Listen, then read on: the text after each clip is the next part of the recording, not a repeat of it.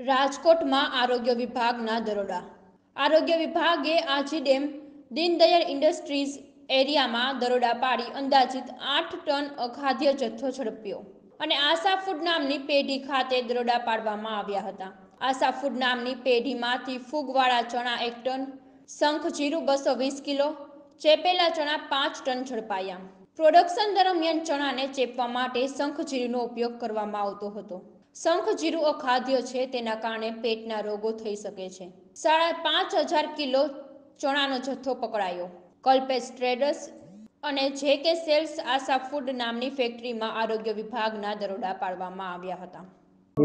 રાજકોટ મહાનગરપાલિકાની ફૂડ શાખા દ્વારા છે એ દીનદયાળ ઇન્ડસ્ટ્રીયલ એરિયાની શેરી નંબર 8 માં જે છે એ બે પેઢી છે, કોઈ પણ પ્રકારના લાયસન્સ વગર દાબેલા ચણાનું પ્રોડક્શન કરતી હોવાની બાતમી મળે તેના અંદરે અમારી ટીમ દ્વારા મુલાકાત લેતા અંદાજિત 2000 કિલો જેટલા ફૂગ વળેલા ચણાનો જથ્થો છે એ મળેલો છે. આ ઉપરાંત જે ફાઇનલ પ્રોડક્ટ છે એ બનાવતી વખતે જે દાબવાનું મશીન છે એની અંદર મશીનમાં કન્વેયર બેલ્ટમાં જે છે એ દાબેલા ચણા એકબીજા સાથે ચોંટે નહીં, તો એ માટે એ લોકો શંખજીરું પાવડર વપરાશ કરતા, તો તેઓ અંદાજિત 200-250 કિલો જેટલો શંખજીરું પાવડરનો જથ્થો મળેલો છે. આ ઉપરાંત દાજ્યું તેલની અંદર આ જે ચણા છે એ તળવામાં આવતા હતા અને ફાઇનલ પ્રોડક્ટ અને ફ્રાઈમ્સ મળીને કુલ 2,500 કિલો જેટલો ફાઇનલ દાબેલા ચણાનો જથ્થો અનહાઇજેનિક કન્ડિશનમાં રાખેલો અને કોઈ પણ પ્રકારના નામ કે લેબલ વગરનો જથ્થો છે પેકિંગ કરેલી હાલતમાં અમને મળી આવેલ છે.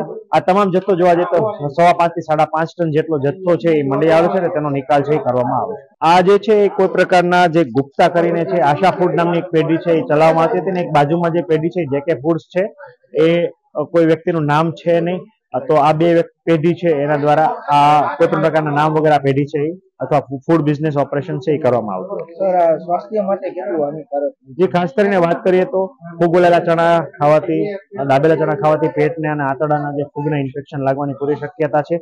અનહાઇજેનિક કન્ડિશનમાં છે પ્રોડક્શન કરવાથી અથવા દાજ્યા તેલમાં ખાવાથી આપને સૌ જાણો છો કે પેટ અને આંતરડાના રોગો અથવા ઝાડા ઉલટી થવાની પૂરેપૂરી શક્યતા છે. આ લોકો ટોટલી પ્રતિબંધિત કહી શકાય એવો શંખજીરું પાવડરનો જથ્થો જે વપરાશમાં લેવાતા હતા, જે લાંબા ગાળે ખાવાથી મીન્સ મોઢામાં ચાંદા પડવા, આંતરડાની અંદર ચાંદા પડવા, જીભ ઉપર ચાંદા પડવા અને લાંબા ગાળે અલ્સર થવાની પૂરેપૂરી શક્યતા છે એ રહેલી છે.